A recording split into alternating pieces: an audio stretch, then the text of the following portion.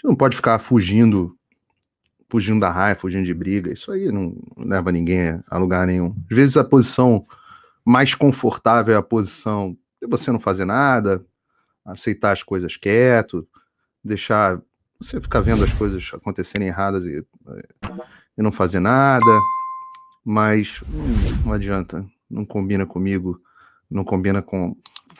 A Leda Nagli outro dia perguntou: o que você tem, Paulo? Que você é parecido com teu avô. O que eu tenho é isso, eu não compactuo com coisa errada, e quando eu vejo, eu tenho que fazer alguma coisa. Não adianta, não sou de levar coisa errada com tranquilidade. E, aliás, foi só isso que me trouxe aqui a esse ofício, né? Tava bem na minha vida empresarial, quietinho. Por que eu resolvi entrar no debate público de forma tão incisiva, mais ou menos um ano atrás, né? Foi para isso aí que vocês vão ver hoje. Então, vocês vão ver uma coisa que não é normal, vocês vão ver uma pessoa que está saindo de uma empresa e está dando nome aos bois, e eu vou dar hoje nome aos bois, principalmente um boi, e eu fiz algumas anotações aqui, então peço desculpas aqui a vocês se eu colar um pouco do que eu rascunhei aqui para falar com vocês, mas tem um outro motivo também, porque muitas das afirmações que eu vou fazer aqui são sérias, são afirmações pessoais, não de caráter pessoais, mas não de ofensas pessoais, embora eu vá dizer textualmente que certas pessoas são uns bostas, mas tem um caráter pessoal. Eu vou dizer quem são as pessoas responsáveis pelos problemas e vou nomear fatos, e tudo que eu estou falando aqui, por isso que eu fiz essas anotações, eu antes passei pelos meus advogados e perguntei: olha, o que eu tenho? Eu tenho tudo isso aqui, o que eu posso falar e o que eu não posso falar. E o resumo para vocês foi: você pode falar tudo que você pode provar. E hoje em dia, as pessoas têm um péssimo hábito de falar coisas ao telefone que não deviam falar, as pessoas têm e acham que não estão sendo gravadas e às vezes estão, as pessoas têm o péssimo hábito de mandar coisas por WhatsApp que ficam registradas, e aí, meu amigo, o print e o arquivo são eternos. Então, tudo que eu vou falar aqui com vocês hoje é cabalmente documentado, tá? Então, vamos lá, vamos mandar ver. A essa altura vocês já devem estar sabendo, né, que eu fui demitido da Rádio Jovem Pan, e eu imagino que seja por isso que vocês estão aqui. O motivo é simples, o motivo tem a ver com as divergências editoriais com uma pessoa especificamente, o diretor de jornalismo da rádio, Humberto Candil, que veio da CNN para a Jovem Pan. Mas tem mais coisa que eu preciso dizer. Muita gente estava vindo me abordar, e isso é uma coisa que está acontecendo o tempo inteiro, muita gente vindo me abordar para reclamar do jornalismo da Jovem Pan. Eu estou lá dentro do jornal, as pessoas não entendem como é que funciona a dinâmica do jornal, reparam que os jornais e a parte de noticiário da Jovem Pan está com um viés de esquerda, né? Um viés progressista, pode-se chamar assim, e as pessoas falam: pô, Paulo, o que está acontecendo? A Jovem Pan é de esquerda, a Jovem Pan é de direita, e as coisas não são tão claras assim, né? A rádio tem o noticiário, tem os comentaristas, e tem comentaristas dos dois lados, e é bom que tenha comentaristas dos dois lados, não queiram que tenha comentaristas só à direita, é bom que tenha comentaristas dos dois lados, mas o noticiário tá estranho, incomodava a mim também, por várias vezes eu sugeri, eu tinha uma boa relação com o editor do Jornal da Manhã, muito bom, e pedia, falava: pô, essa notícia assim, isso aqui não tá bem escrito. Eu preciso explicar um pouco alguns conceitos básicos de jornalismo que até gente que fez mestrado na área não sabe a diferença muitas vezes, né? A principal diferença que você precisa ter no jornalismo é a diferença entre a notícia e a opinião. E aí, às vezes, as pessoas se equivocam e falam assim: pô, Paulo, eu gosto de você porque você é isento. Isso é falso, eu não sou isento, eu não finjo que sou isento, não sou pago para ser isento, eu sou pago para ter opinião. Agora, a notícia, ela é um relato dos fatos, é um relato de alguma coisa que aconteceu.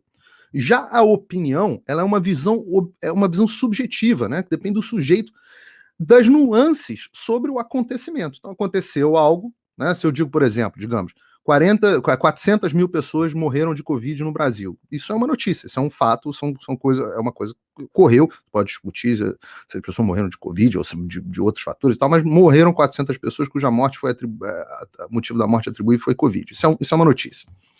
Aí, se você escreve uma manchete ou uma notícia dizendo assim, 400 mil pessoas morreram de Covid, por que o Bolsonaro é genocida e não comprou vacina a tempo? Isso aí é opinião travestida de justiça, de notícia, né? Então, a diferença entre o bom e o mau jornal, ele não está em o jornal não ter opinião, etc. Ele está na separação clara do que é notícia e do que é opinião. Isso é um bom jornal, isso é o bom jornalismo. E isso é algo mais ou menos que sempre foi sagrado na profissão, eu explico muito isso no meu curso. As notícias sempre tiveram viés, mas um bom editor pelo menos tentava separar as coisas. Só que isso praticamente acabou, sumiu. A esquerda aprendeu o truque, né? E hoje esse é o grande problema atual do jornalismo, que é que todo mundo tem a sua opinião política, ok, mas o problema é que eles tentam utilizar da credibilidade do noticiário para passar uma opinião. Isso não dá. E é por isso que cada vez mais as manchetes dos jornais vêm carregadas de opinião e muitas vezes está escondida. Deixa eu usar um termo mais claro. Isso é estelionato. Tá? E se você for lá no estelionato, no Código Penal Brasileiro, você vai ler o artigo 171, que diz o seguinte, que estelionato é você obter para si ou para outro vantagem ilícita em prejuízo alheio, induzindo ou mantendo alguém em erro mediante artifício ardil ou outro meio fraudulento. Isso é estelionato. Como jornalistas, em geral, são de esquerda, eles querem enfiar as ideias de esquerda no meio dos fatos. Artifício, ardil e fraudulento. E é por isso que eu criei, sem querer, eu criei o bordão, que foi, que eu repito aqui, que é o jornalismo profissional morreu. Só que a minha proposta pessoal, né, essa é a minha missão, né, é desmascarar esse tipo de coisa. É como a gente diz aqui, not on my watch. Eu tenho um compromisso com todos os meus espectadores de não deixar que isso aconteça na minha frente, pelo menos. E eu acho que é por isso que eu alcancei algum sucesso tão rapidamente. Porque eu não acho que seja porque eu sou excepcional, eu acho que as pessoas só estão ávidas por alguém que trate elas com honestidade. Desde a minha primeira crise na rádio, quando me afastaram do programa 3 em 1, vocês devem lembrar, né, com a minha confusão com a Thaís Oyama e o Josias de Souza, eu fui muito claro com a rádio, tá? Eu não, quase não voltei para a rádio, mas eu deixei claro, eu falei diretamente com o dono, eu falo o que eu tiver que falar. Se eu falar alguma coisa que desagrada, é só me demitir, mas não tem censura prévia. Essa foi uma posição cristalina minha à rádio. E foi por isso que um dia, quando eu recebi uma ligação do Humberto Candil, tentando interferir nos meus comentários, inclusive, isso é muito importante que vocês ouçam, me pedindo para pegar leve com um determinado político, até nas minhas redes sociais, tá? Eu não tive como concordar. Eu não posso concordar com uma coisa dessa. E a partir daí, a relação, né, azedou.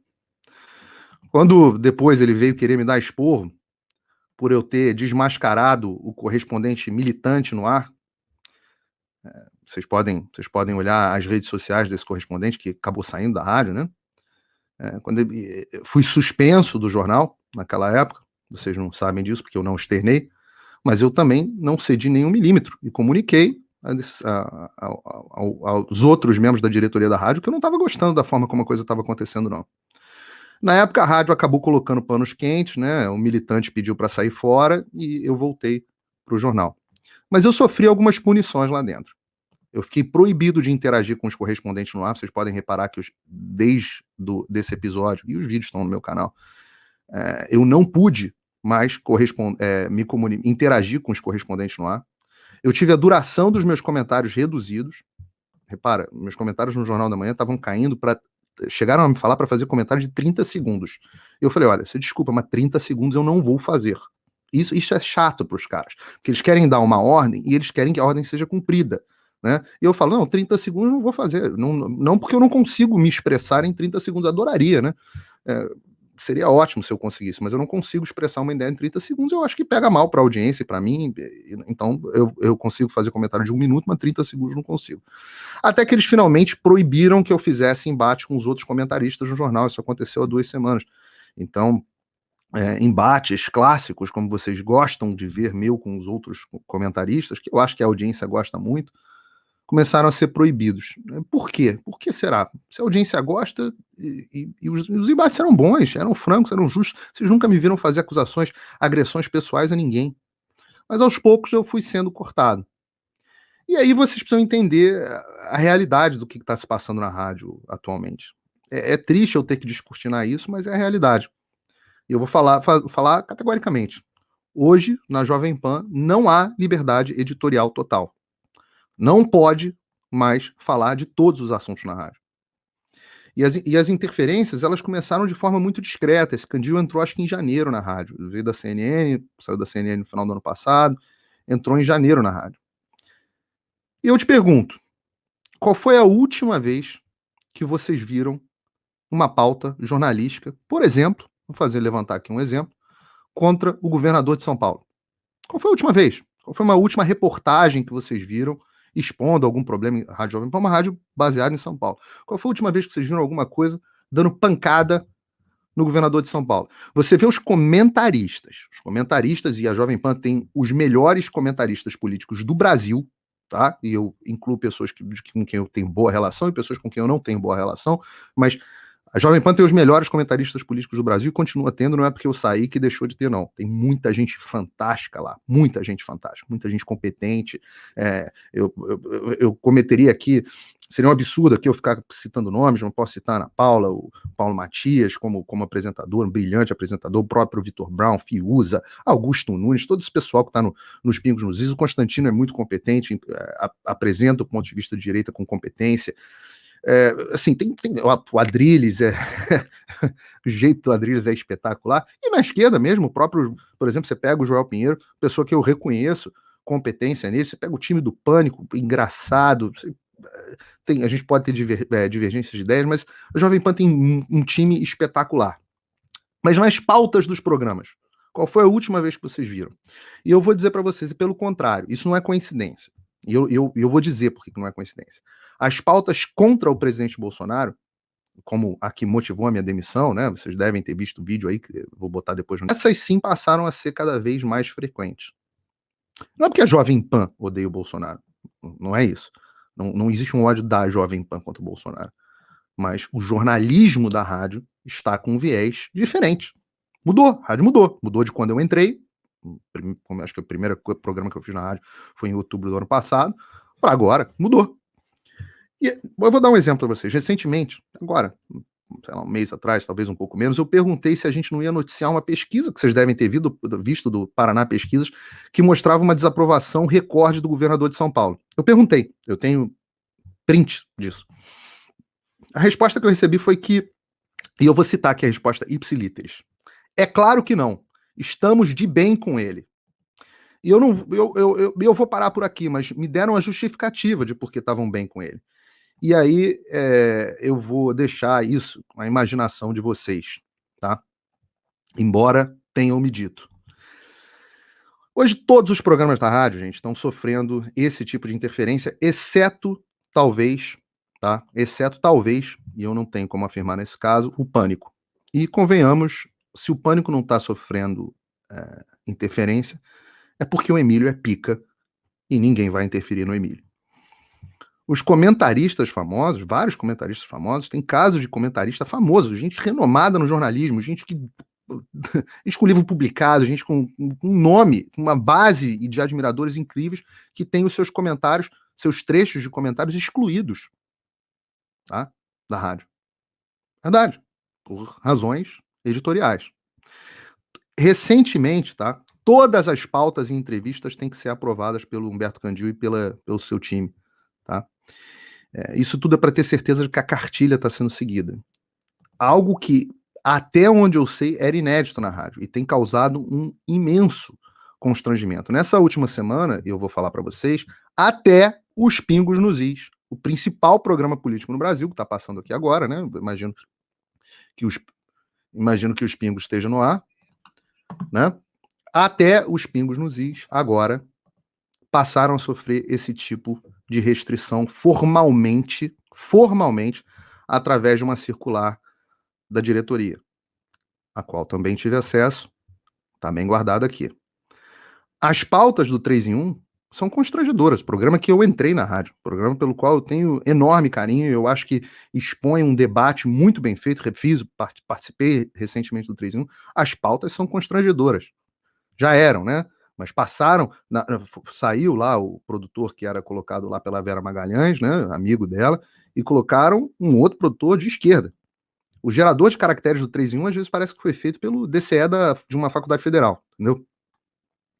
E outros comentaristas, e a gente conversa, se engana quem acha que os comentaristas não conversam, também relataram ter recebido essa mesma ligação pedindo para pegarem leve com um tal político. Alguns ignoraram, se mantiveram firmes, outros nem tanto. Talvez porque eles precisem do emprego. Mas eu volto a dizer a vocês, volto a dizer, isso é importante ressaltar. A Jovem Pan tem o melhor time de comentaristas do Brasil, tá? Só que o clima na rádio é péssimo. Como me dizem as pessoas que estão lá há mais tempo que eu, que nunca foi. Existe uma unanimidade contra esse cara. E pudera, porque muita gente, inclusive na produção, tá? Gente, vocês precisam saber isso. Tá confidenciando a insatisfação e vontade de pedir demissão da rádio. Isso não vai chegar até vocês, não chegaria até vocês, mas agora está chegando.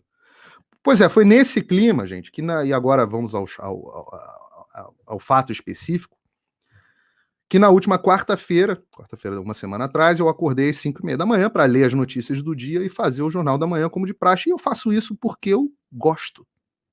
Graças a Deus. Depois até hoje eu nunca gerei nenhuma nota fiscal para a Jovem Pan. Então, a Jovem Pan nunca me pagou nada, para vocês saberem. Eu faço porque eu gosto.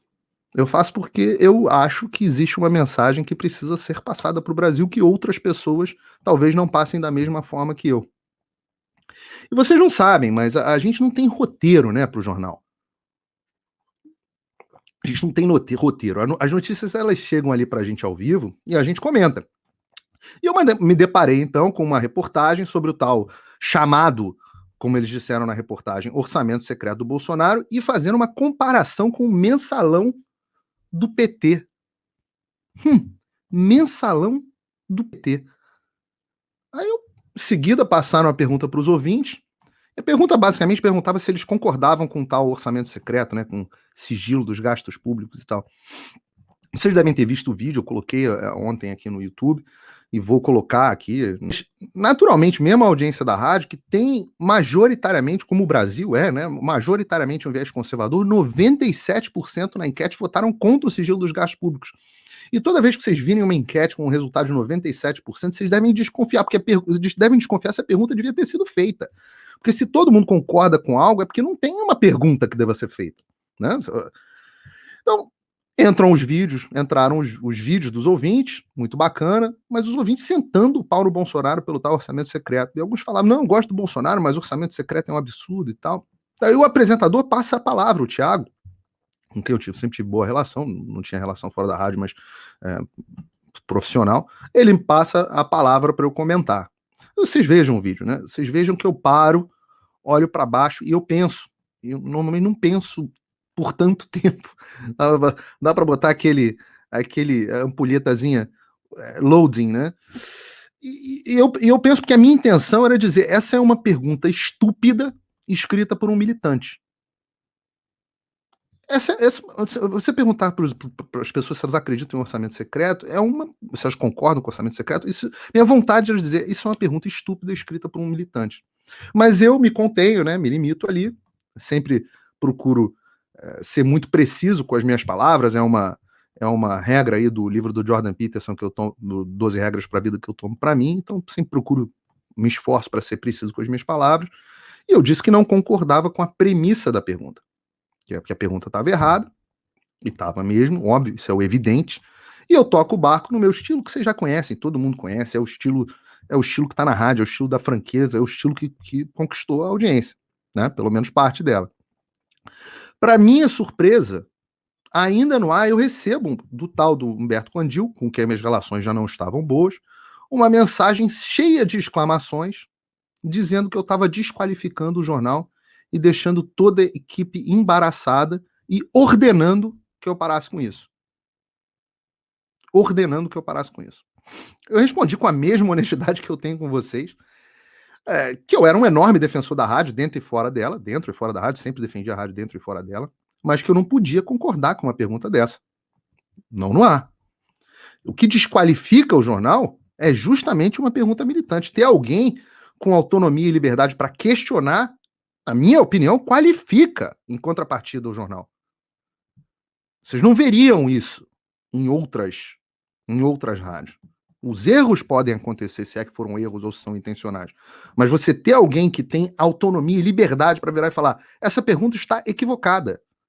Isso é sensacional, seria sensacional. Mas eu recebi como resposta um passa-moleque dele, dizendo que isso não era eu quem decidia. E cabe a mim, só pude concordar, dizer, realmente, não cabe a mim decidir sobre a pergunta. No caso, eu só posso sugerir, me limitar a sugerir mudanças. Tanto que a pergunta tinha ido para o ar, né? Tanto que o noticiário do jornal era do jeito que era, mas eu sugeria mudanças. Mas tem uma coisa que eu não tenho que sugerir, não. O que eu comento, e foi o que eu respondi, o que eu comento, isso sim, só eu decido. Só eu, ninguém mais. Ninguém nunca vai botar uma palavra na minha boca, nem tirar. Eu fiquei contrariado, obviamente. Quem que gosta de receber uma mensagem dessa? Mas me mantive no ar por profissionalismo. Fiquei ali no ar e tal. E eu recebi uma mensagem do editor do jornal, o Tibor, brilhante editor, tá? O Jornal da Manhã é uma pessoa brilhante, pessoa que aceitava sugestões e críticas com muita humildade. Ele procura fazer um jornalismo sério, mas ele me disse que teria que me tirar do ar, me tirar do jornal, imediatamente por ordem do Humberto Candil. É isso mesmo, gente. O frouxo, não teve nem a hombridade me ligar, me falar mais nada. Simplesmente, depois de tantas vezes que ele tentou interferir no meu trabalho sem sucesso, resolveu mostrar que mandava e mandou me tirar do ar, sem nenhuma justificativa. Aprendam, crianças. O nome técnico disso é um problema psicológico real. Tá? Vocês podem procurar nos livros de psicologia, talvez tenha outro nome, mas o nome correto deveria ser Síndrome do Piu-Piu Pequeno. Porque um cara que é homem não se comporta assim. Você tem que ter muita insegurança para se comportar dessa forma. E é claro que se você é minimamente inteligente, você vai perceber que nenhuma rádio faria algo assim só pelo meu comentário. Nenhuma. O recado foi claro. Ou segue a cartilha, ou tá fora. Eu anotei, eu entendi o recado. Falei pro Tibor que eu sairia do jornal com prazer. Fui fazer o meu jiu-jitsuzinho, era quarta-feira, aliás, um abraço aí pros irmãos valentes, meus mestres. Mandei uma mensagem para outro membro da direção, que foi quem me contratou, com quem eu sempre, pelo menos esse sempre teve uma relação muito cordial comigo, o Aras. Aros, né? Aras é o procurador. O Carlos Aro. Relatei o ocorrido, dizendo, eu não vou me pronunciar publicamente. Eu entendi que eu estava demitido já na rádio naquele momento. Falei, olha, eu não vou me pronunciar publicamente até que vocês conversem comigo e tal, por uma questão de cortesia profissional. No fim do dia, eu recebi uma mensagem do Aros, dizendo para eu desconsiderar o ocorrido e voltar ao jornal no dia seguinte para comentar a CPI do Covid. Eu falei assim, não, que resposta esquizofrênica. Para mim, tinha dado. Foi a gota d'água e uma linha, no momento em que ele me tirou do ar por uma opinião minha, uma linha foi cruzada. Eu disse exatamente isso, tá? Disse exatamente isso, de novo, com toda franqueza. Eu não sei por que eu fui tirado do ar, mas eu não sou adolescente para tomar advertência no colégio. Se o Humberto Candil me tirou do ar e depois se arrependeu, ele que me liga pra gente se entender, que nem homem, que nem adulto, porque eu não vou ser punido por falar a verdade. Pior, eu não vou ser punido por falar a verdade óbvia, punido por falar o óbvio. E eu não vou me silenciar diante de nenhuma mentira. Porque quem se silencia diante de mentira, corrobora. Eu tô nessa para desmascarar a militância jornalística. Como é que eu vou me silenciar diante de uma coisa dessa acontecendo na minha frente, no momento que me perguntam a minha opinião? Se acontecer comigo no ar, eu vou acusar como sempre acusei. Sempre acusei. E eu me recusei a voltar ao jornal até que isso ficasse bem claro entre mim e ele. Mas é claro que ele não me ligou, gente. Eu sabia que ele não ia me ligar e que eu ia acabar saindo da rádio. Ele não ia ter coragem, ia me ligar para falar o quê, né? Tudo bem, eu tava em paz, como eu disse, a vantagem, eu tenho uma posição muito confortável de poder fazer essas coisas. Na segunda-feira eu recebi a comunicação de que a rádio então encerraria o contrato comigo, segundo agora. Eu liguei de novo, antes que alguém me acuse aqui de falta de ética ou qualquer coisa. Eu tomei a liberdade de ligar para o Tutinha, o dono. Eu não tinha uma relação próxima com o Tutinha, falei com ele poucas vezes no telefone, mas eu liguei para agradecer ao meu tempo na rádio, pelo qual eu tenho enorme gratidão. Tá? Eu tenho enorme gratidão pelo tempo que eu passei na Jovem Pan. A rádio me apresentou de vez ao Brasil e me propiciou uma audiência cativa, uma audiência própria cativa. Vocês estão vendo aí quantos inscritos tem no meu canal, tem quantidade absurda de gente assistindo essa live, é mais do que alguns programas, mais do que vários programas da própria rádio. Então, eu fui muito feliz por lá, eu fiz amizades absolutamente incríveis, gente incrível. Eu tenho o privilégio, gente, vocês não imaginam qual o privilégio de ter feito o programa, vários programas ao lado do Emílio Surita, por exemplo. Isso é um ídolo, isso é uma que eu cresci assistindo, cara mais gente boa do mundo. Sem dúvida, esse é um troço que eu vou me lembrar com muito carinho e orgulho.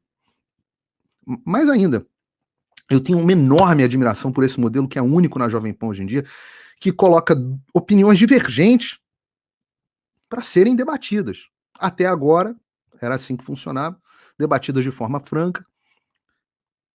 Enquanto isso ainda puder acontecer, ainda haverá minha admiração nesse sentido.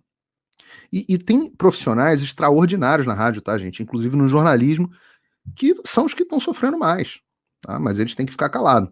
É muito fácil, na minha posição de independência profissional, financeira, fazer o que eu estou fazendo. Nem todo mundo tem esse privilégio. Bom, relatando aqui o meu papo para vocês com o Tutinha, a gente teve um diálogo cordial para os padrões do Tutinha, porque ele é uma figura, e eu gosto desse jeito figura, desse jeito personalidade, eu gosto de gente autêntica. E ele foi muito honesto comigo, ele disse que era meu fã, que estava triste com a minha saída, mas tinha ficado de mãos atadas, porque eu tinha desmentido uma notícia no jornal. Aí eu falei assim, desmentido uma notícia no jornal? Mas não foi isso. Eu disse a ele que, eu falei para ele, olha, mentiram para você, eu não desmenti uma notícia no jornal, até poderia ter desmentido, mas não desmenti, né? Eu disse a ele o que eu tinha dito, o que tinha acontecido. Vocês, de novo, peço que vocês vejam o vídeo. Falei para ele que teve uma enquete, que a enquete foi equivocada, que eu me manifestei, mas no meu estilo, sem nada demais. Mas é o seguinte, mentiram pro cara, e ele não viu o vídeo. E é aquele negócio, gente, homens fracos, quando eles estão errados e tudo mais, em vez de eles assumirem, é falta de caráter mesmo. Em vez de eles assumirem, olha, pô, eu errei, pô, fiquei irritado ali com a insubordinação dele, existe uma questão hierárquica, eu falo com o cara, tudo que eu falo com o cara não acata, a gente precisa se entender, fiquei irritado ali, tirei ele do ar, mas não. Homens fracos, quando eles têm que tomar suas posturas, eles mentem. Quando eles têm que cobrir as suas próprias cagadas, eles mentem. Eu, por outro lado, eu disse que eu entendi, pro Tutinha, que eu entendia perfeitamente o lado dele, tá? Mas que eu não negociaria meus comentários e que o Candil que explicasse à audiência, a vocês, a minha saída. E aí o Tutinha fez um comentário curioso, bem na moda Tutinha. Ele fez pouco. Ele falou assim, a audiência não tá nem... Você acha que a audiência vai ligar? Você acha que a audiência vai... Falou assim, você acha que a audiência vai chorar? A audiência não tá nem aí para você. Se você sair, saiu, eu contrato outro, como já contratei outro, citou o caso até de outro comentarista, e que se eu sair, ele ia colocar outro como faria com qualquer comentarista, e de fato isso vai acontecer. Se vocês querem a minha aposta, é que a rádio agora pegou mal com a audiência, principalmente agora, eu vou emitir um pouco mais de juízo sobre isso, mas eu acho que a rádio vai buscar algum comentarista conservador para tentar mostrar que não tem censura dentro da rádio. Vai tentar. Mas existem comentaristas conservadores e comentaristas conservadores, nem todos são iguais. Eu acho que poucos têm, alguns na rádio têm sim, o nível de independência que eu tenho, Mas na hora eu achei graça, falei, eu perguntei até para ele se ele achava que as pessoas assistem a Jovem Pan por causa de quem, né? Se é por causa do Tutinha, por causa do Candil, por causa dos comentaristas, pô. Tem uns comentaristas maravilhosos. Eu disse a ele que não queria polemizar, voltei a agradecer, e disse mais, eu disse que quando ele demitiu o Candil, que eu suspeito acontecerá em breve, para ele me ligar. E, pessoal, esses são os relatos dos fatos. E saibam, de novo, tudo isso tem print, tem gravação, tem testemunha. Se for necessário, eu vou divulgar. Eu não estou conversando aqui sem orientação jurídica. E se me desmentirem a ponto de me difamarem, eu adorarei provar na justiça que o que eu estou falando com provas é verdade. Agora, depois dos fatos, deixa eu dar a minha opinião, com a mesma sinceridade e objetividade que eu sempre dei para vocês, desde que vocês começaram a me conhecer. Esse Candil é um bosta. É um bosta, é um merdinha. Desculpa o bom português, mas não tem uma palavra que não seja de baixo calão, aí, como o pessoal diz, para descrever. O Tutinha, como é público, ele está tentando montar uma TV de notícias, legítimo, vai ser uma boa TV se ele conseguir acertar o jornalismo, e ele precisa de um cara com experiência nesse negócio. Trouxe um cara que veio da Band, da CNN, mas é uma pessoa que pensa com a cabeça da velha imprensa. E o diferencial da Jovem Pan é que ela deu um passo à frente do velho jornalismo. Esse jornalismo que tem pavorzinho de parecer bolsonarista. Porque fica feio com os colegas. Fica feio no meio deles. Fica feio no meio do beautiful people. Não interessa o que a audiência gosta. Todos eles... Vocês sabem que tem... Como é que as pessoas tratam os pingos nos is dentro da redação da Jovem Pan? Com desprezo. Programa que, imagino que esteja agora batendo 100 mil pessoas assistindo. Normalmente bate, não sei se está batendo hoje. 100 mil pessoas assistindo. Desprezo. Chamam de passador de pano, de gado. É assim que o principal programa da rádio é tratado. Estavam nem... Inacreditavelmente, estava sendo cogitado, e eu não sei se isso vai ser levado adiante, nem levar o Pingos nos Is. Um programa que eu tive o privilégio, outra coisa que eu boto aí na minha história, no meu currículo, que o privilégio que a rádio me proporcionou, um programa que eu tive o privilégio de participar nas férias do Augusto, estavam querendo tirar, não levar o Pingos nos Is para a TV, para a nova TV Jovem Pan. Olha, eu sou empresário, eu sei das dificuldades que o Tutinha passa, eu sei como é difícil conciliar pessoas com variados talentos, às vezes você precisa de talentos específicos, muitas vezes é difícil conciliar os interesses comerciais da sua empresa com os seus interesses editoriais, com os seus valores, mas eu acho que no meio do caminho o Tutinha está criando um problema. E eu vou dizer de forma muito aberta para vocês. Convenhamos, vamos lá, raciocinem comigo.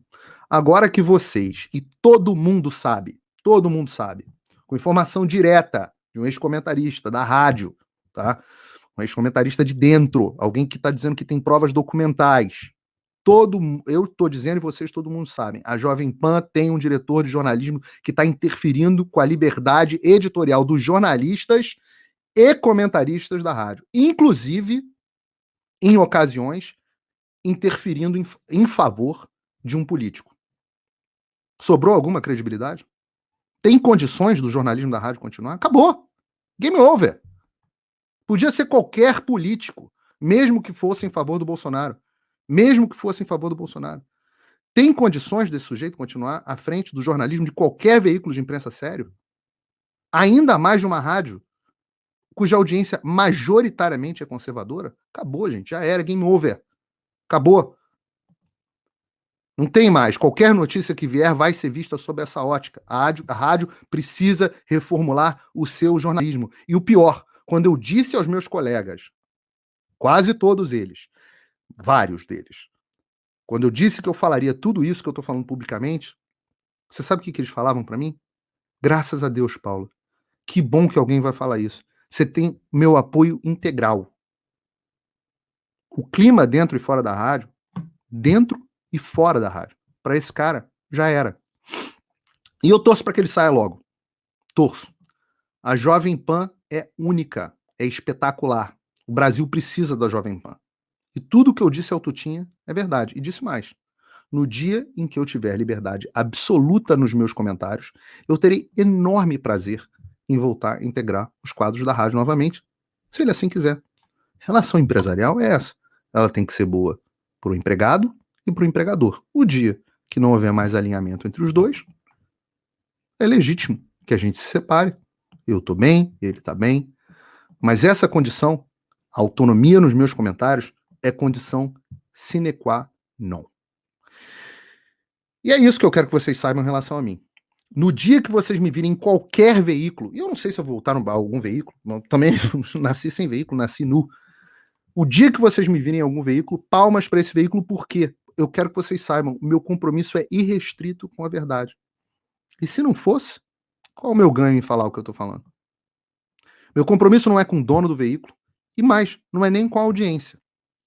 Porque se eu entender, como tantas vezes já aconteceu, que a verdade, como eu a percebo da melhor forma e com o máximo de fidedignidade possível, se eu perceber que a verdade é impopular junto ao meu público, eu não vou me furtar de dizer a verdade da mesma forma brutalmente honesta com a qual vocês estão acostumados. E alguns podem achar que o que eu estou fazendo aqui é antiético, cuspindo no prato que eu comi, mas não é. Eu estou exaltando a rádio, mas eu estou criticando uma pessoa lá dentro a qual eu não devo nada. E mais, essa pessoa está prejudicando a rádio, pela qual eu tenho um enorme apreço. E mais, eu estou dando voz a um monte de gente que não pode falar. E eu estou reafirmando o meu compromisso com vocês. E é isso, pessoal. É isso que eu precisava contar para vocês. Agora o rei está nu.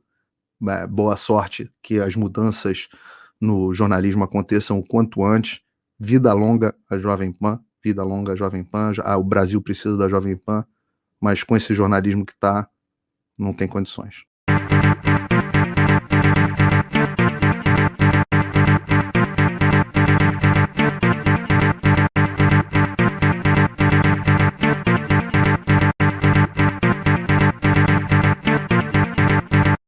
Sobre esse assunto, a pergunta do dia aqui no Jornal da Manhã. Senadores admitem que usaram parte do chamado orçamento secreto e dão justificativas como segurança e defesa da honra. Você concorda com o sigilo no uso do dinheiro público aqui no país? E no nosso Twitter Jovem Pan News temos aqui as parciais da enquete. 97% dizem não concordar com o sigilo e 3% dizem concordar.